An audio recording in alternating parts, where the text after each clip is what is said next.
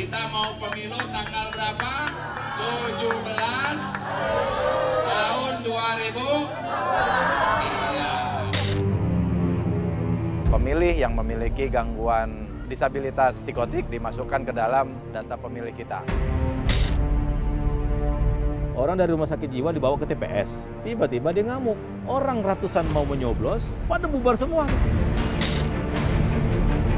KPU mendaftar pemilih dengan kategori penyandang disabilitas mental sejak pemilu 2009.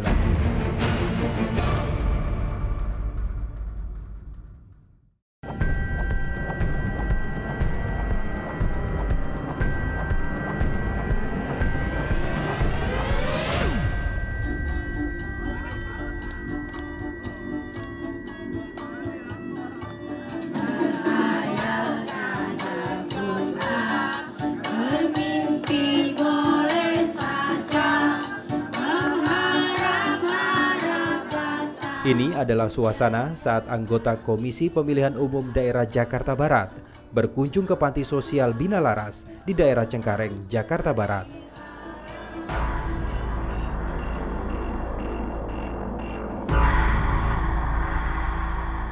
Petugas KPUD memberikan sosialisasi tentang pemilihan umum April 2019 mendatang kepada warga panti yang memiliki gangguan kejiwaan ini. Reaksi mereka pun beragam. Ada yang tahu pemilu? Pemilihan? Kita mau milih presiden dan wakil presiden. Iya. Kita juga mau milih calon anggota DPR. Kita mau milih DPRD. Kita mau milih DPD, ya. Ada yang tahu tanggal berapa? Belum. Iya, kita mau melaksanakan pemilihan umum tanggal 17 April 2019 ya. Jadi nanti bapak-bapak, ibu-ibu, saudara-saudara sekalian, saudara-saudara saya yang ada di panti supaya bisa menggunakan hak pilihnya karena bapak ibu sudah kami catat terdaftar di dalam data pemilih. Tepuk tangan buat semuanya. Panti Sosial Bina Laras adalah salah satu dari 8 panti sosial sejenis yang berada di wilayah Jakarta Barat. Bina Laras merawat 852 orang dengan gangguan jiwa. 74% atau sekitar 631 warga binaan di panti ini tercatat dalam daftar pemilih tetap atau DPT Pemilu 2019. Mereka mengalami gangguan jiwa kategori berat. Saat sosialisasi oleh petugas KPUD Jakarta Barat pun, tak semua penghuni panti ini mengerti apa yang disampaikan petugas.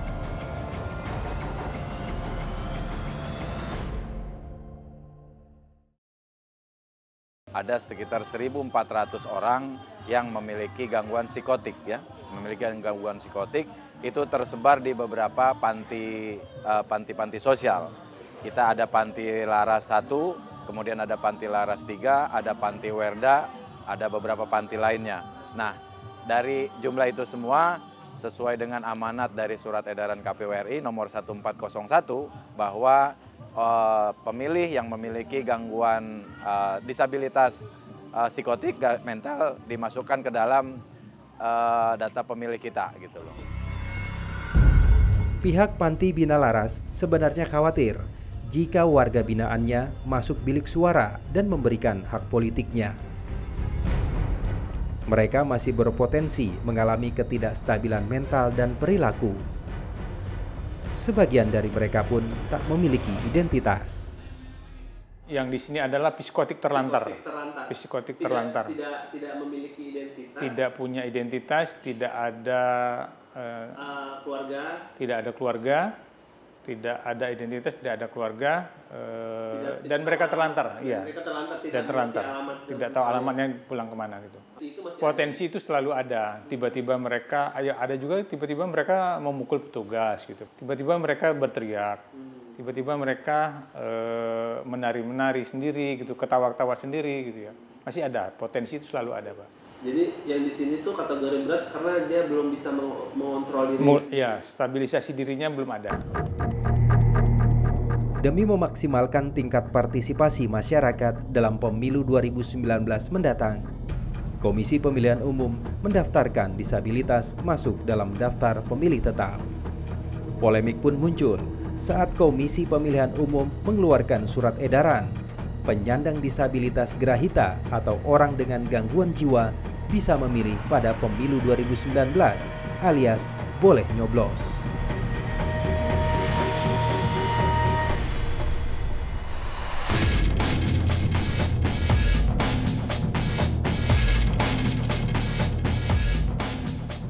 KPU mendaftar pemilih dengan kategori penyandang disabilitas mental itu bukan hanya pada saat ini. Jadi sejak pemilu 2009. Pada saat itu undang-undang yang digunakan adalah Undang-Undang Nomor 10 Tahun 2008, kemudian Undang-Undang Nomor 8 Tahun 2012, dan sekarang Undang-Undang 7 Tahun 2017.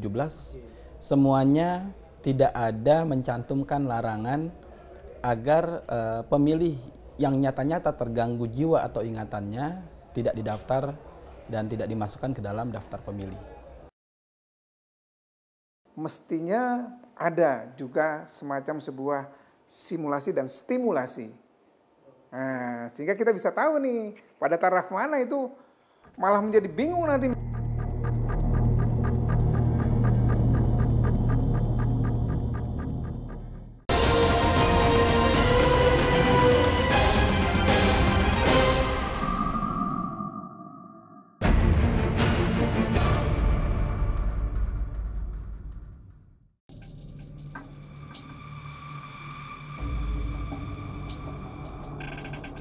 Di tengah peristiwa tercecernya ribuan KTP elektronik dan mudahnya pembuatan KTP ilegal, polemik orang dengan gangguan jiwa boleh nyoblos terus menjadi sorotan.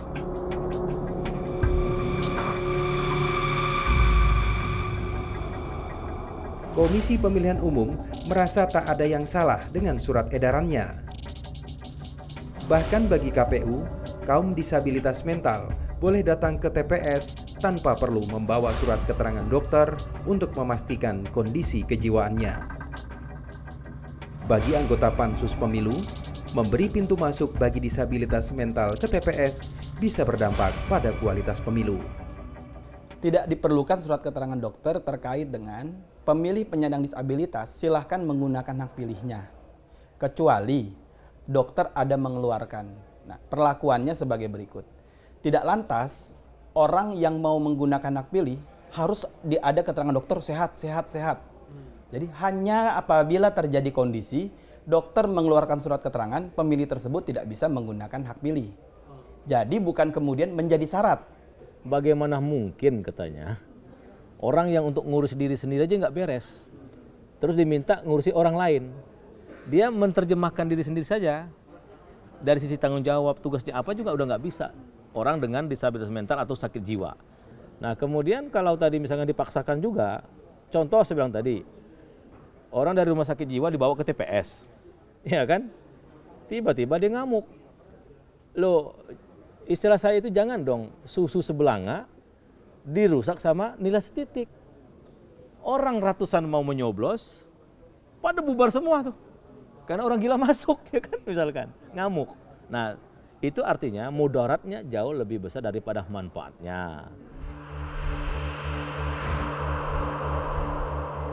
Dalam Undang-Undang Nomor 7 Tahun 2017 tentang Pemilihan Umum, Pasal 5 menyebutkan penyandang disabilitas yang memenuhi syarat mempunyai kesempatan untuk memilih dan dipilih.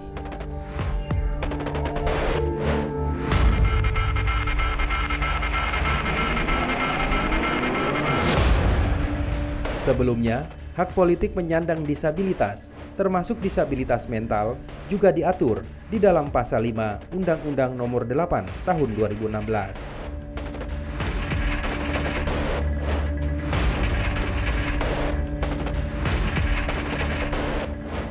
Saya kan Wakil Ketua Pansus, Mas. Wakil Ketua Pansus Undang-Undang Pemilu yang sudah disahkan di nomor 17 tahun 2017.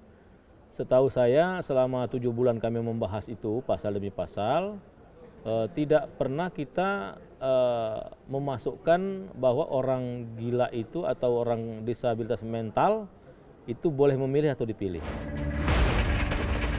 Ribut-ribut tentang disabilitas mental boleh nyoblos munculkan persoalan. Bagaimana orang yang terganggu jiwanya bisa fokus dalam memberikan hak suaranya di TPS? Apa ukuran orang dengan gangguan jiwa itu mampu memahami teknis pencoblosan saat di bilik suara? Bagi ahli kejiwaan, tidak mudah bagi disabilitas mental menentukan pilihan. Apalagi pemilu 2019 mendatang, pemilih akan mencoblos sedikitnya 4 surat suara. Konsentrasi disabilitas mental pun dipertanyakan. Bagaimana sebenarnya komponen berpikirnya, komponen melihat atau mengekspresikan perasaannya, dan komponen untuk berperilakunya. Nah, 3 komponen ini pada kondisi yang kita sebut kacau itu sebut dengan skizofrenia, pecah tuh.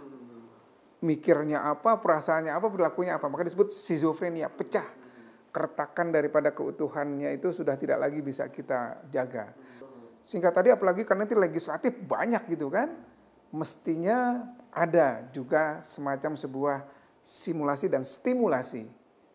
Nah, sehingga kita bisa tahu nih pada taraf mana itu malah menjadi bingung nanti misalnya gitu kan, udah akan kelihatan misalnya nanti kalau di rumah sakit jiwa dicoblos sekian banyak orang yang cantik kita nggak tahu ya apa yang nomor 1 apa jangan-jangan nomor atasnya kira-kira gitu. Jadi betul ini pertanyaan menggelitik yang bagus untuk kita melakukan persiapan. Siapapun juga apabila mengalami keterbatasan dapat didampingi dengan pendamping pemilih.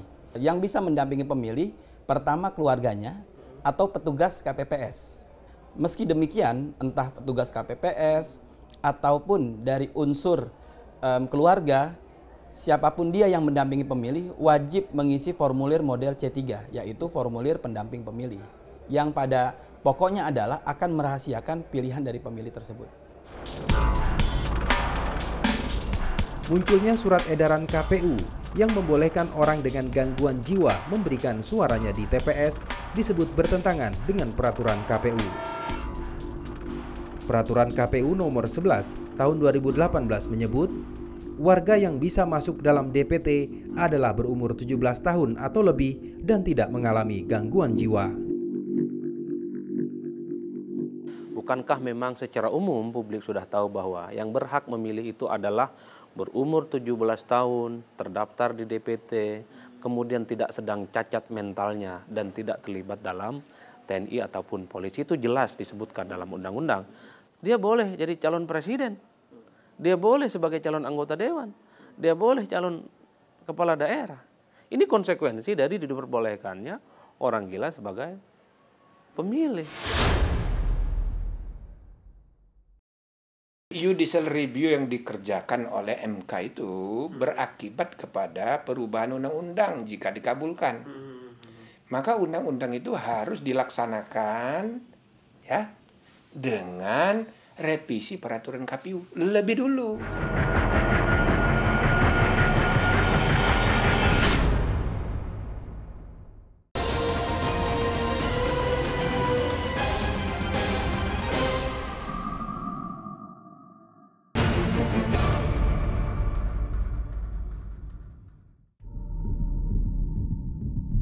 Surat edaran KPU nomor 1401 tahun 2018 yang mendata disabilitas Grahita masuk ke dalam daftar pemilih memunculkan persepsi lain.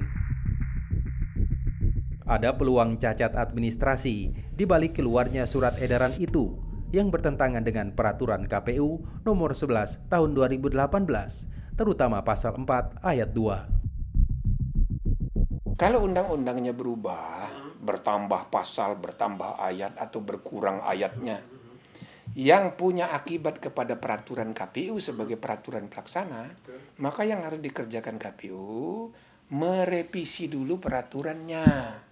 Sesudah peraturan KPU direvisi sesuai dengan keputusan MK yang sama dengan undang-undang itu, barulah keputusan KPU diterbitkan merevisi keputusan sebelumnya. Maka undang-undang itu harus dilaksanakan ya dengan revisi peraturan KPU lebih dulu. Di wilayah Jakarta Barat, ada 8 panti sosial yang merawat warga dengan disabilitas gerahita atau orang dengan gangguan jiwa. Sebagian warga binaan panti sosial itu masuk dalam daftar pemilih tetap pemilu 2019. Hingga 4 bulan menjelang pesta demokrasi, Komisi Pemilihan Umum disebut belum melakukan simulasi atau peragaan pencoblosan kertas suara di Panti Binalaras. Selama ini, sosialisasi kertas suara hanya berisi gambar buah-buahan yang melambangkan kontestan politik. Hal itu berpotensi membingungkan disabilitas gerahita saat di bilik suara. Kalau mereka dibekali dengan surat suara yang real gitu sejak mulai dari sosialisasi dan simulasi, tentunya mereka akan lebih cepat untuk menyesuaikan diri gitu. Misalnya foto presiden 2 calon, foto DPD itu beberapa calon yang di KI, kemudian foto DPRD beberapa parpol yang disajikan di situ. Tentunya mereka sudah bisa mengingat-ingat itu. Tapi sepanjang itu memang real bentuk surat yang disampaikan, itu akan membantu mereka daripada kita memberikan gambar bunga, gambar buah, gambar orang. Gitu. Kayak gitu, Pak, ya kan selama ini kan simulasi untuk pemilu kan menggunakan yang bukan real foto calon, cuma ada gambar apel, gambar buah, kan mereka jadi bingung. Kok nggak ada apelnya di sini ya? Dia nyari-nyari apel nanti ya, bisa gitu. Itu gambarannya. Kalau menuntun mereka gampang Pak, kalau mengajak mereka, baris nanti antri ya nanti mungkin dengan ditambahin dengan roti lah imingnya gitu ya. Ayo kumpul mau bagi roti nanti ya kita bisa. Memang tidak mudah mendorong orang dengan gangguan jiwa memberikan suara politiknya di bilik suara. Simulasi dan sosialisasi terhadap mereka harus dilakukan dengan cara yang tak biasa. Penilaian terhadap mereka pun dilakukan berlapis. Ya, yang pertama tadi secara umum kita sebut kemampuan menguji realitas, reality testing ability. Ini diberikan pada semua komponen dokter harus punya untuk memilah tadi apakah seseorang ini terganggu atau tidak, RTA-nya dalam singkatannya, reality testing ability. Dia akan terjadi pada 3 komponen. Pada area pikirannya ada tidak tanda-tanda yang memang menunjukkan dia sudah keluar dari batas realitas. Ada waham, ada halusinasi, ada ilusi, ada delusi dan sebagainya. Lalu pada komponen yang disebut dengan perasaan, dia tidak bisa stabil seperti kita, menjaga hubungan emosional, kadang-kadang mungkin menjadi berlebihan, dia tertawa sendiri, kadang-kadang dia menangis sendiri tanpa yang jelas. Itu yang kita sebut komponen perasaannya, berarti masih terganggu RTA-nya. Atau pada komponen perilakunya, dia tidak ada gangguan pada konteks yang mungkin pikiran atau perasaannya, tapi dia nyata sekali pada perilakunya, marah gitu ya, atau menarik diri, nggak mau ngapa-ngapain.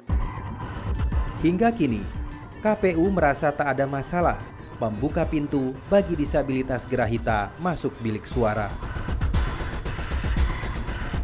Namun Pansus Pemilu di DPR justru meminta agar polemik ini diakhiri.